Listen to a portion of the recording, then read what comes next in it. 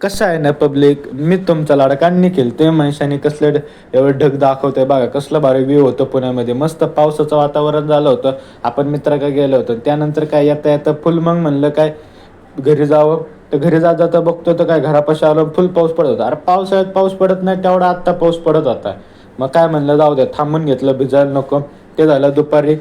दुपारनंतर धनकवडीचा उरूस होता. म्हणलं आपण तिकडे जावं. साऊंड असणार ना आपण जाणार नाही असं होणारच नाही. त्यानंतर इथं आल्यानंतर टेस्टिंग चालू होतं रुद्र ऑडिओचं. म्हणलं तोपर्यंत आपण दुसरे साऊंड बघून येऊ. नंतर आल्यावर कॉम्पिटिशन बघू. मग काय इकडं आल्यानंतर JBL होतं इंटरनॅशनल. तुम्ही आला असाल, तुम्हाला कोणता साऊंड वाजला कळला असेल तर नक्की कमेंट करून सांगा. त्यानंतर आल्यावर काय मग म्हणलं जाऊ द्या आता हे बघून झालं होतं JBLचं.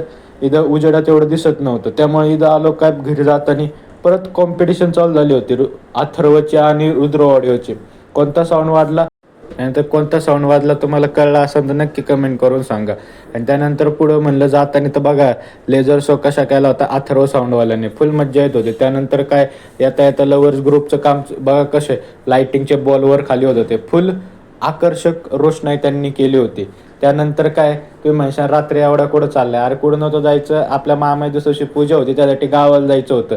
मग काय गाडीमध्ये पहिल्यांदा गॅस बीस भरून बिरून घेतला आणि त्यानंतर जाताना काय मस्तपैकी गाडीमध्ये फुल गाणी लावून. तर मला कळनच रात्री किती वाजता घरी पोहोचलो. अरे लय उशिरा पोहोचलो, 1 वाजला होता. त्यानंतर काय मग पोचलो बिचलो बा किती वाजले, खोटं नाही बोलत आपण कधी. बघून घे किती वाजले. त्यानंतर मामाने बा कशी मस्त लाईटिंग बिटिंग केली होती. कसा वाटला ब्लॉग नक्की कमेंट करून सांगा. धन्यवाद.